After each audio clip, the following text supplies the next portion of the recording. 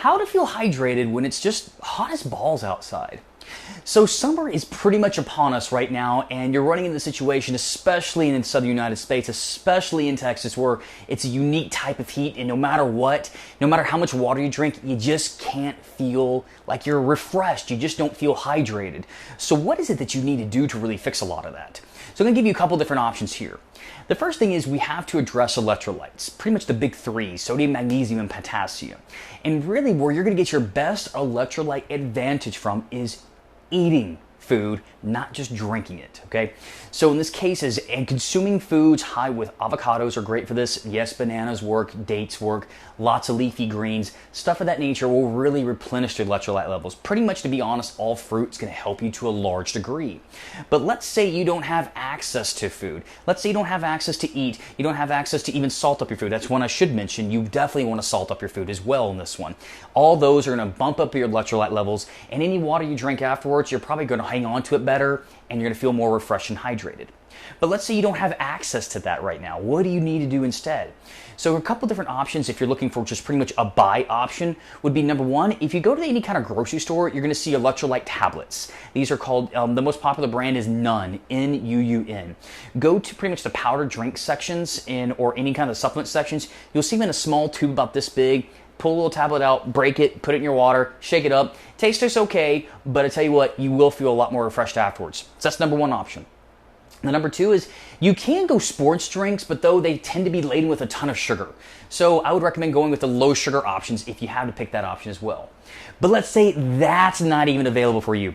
Then here's the two things I want you to add to water to really start helping you feel refreshed. One is going to be salt. Yeah, actually legit salt. Add in a pinch of sea salt, pinch of any kind of salt, doesn't matter. Pinch of sea salt, ionized salt. That's going to give you a bunch of sodium, potassium in that one right there, and start balancing out electrolyte levels. And something else I would add, if you have access to it, which if you're outside, we always can find access to this at a convenience store, grocery store, even a restaurant, is adding in lemon to the water. Now, how much do you need to add? The rule of thumb that I had if you're adding in salt is just add in a pinch. It doesn't take much to balance out the electrolyte levels, guys.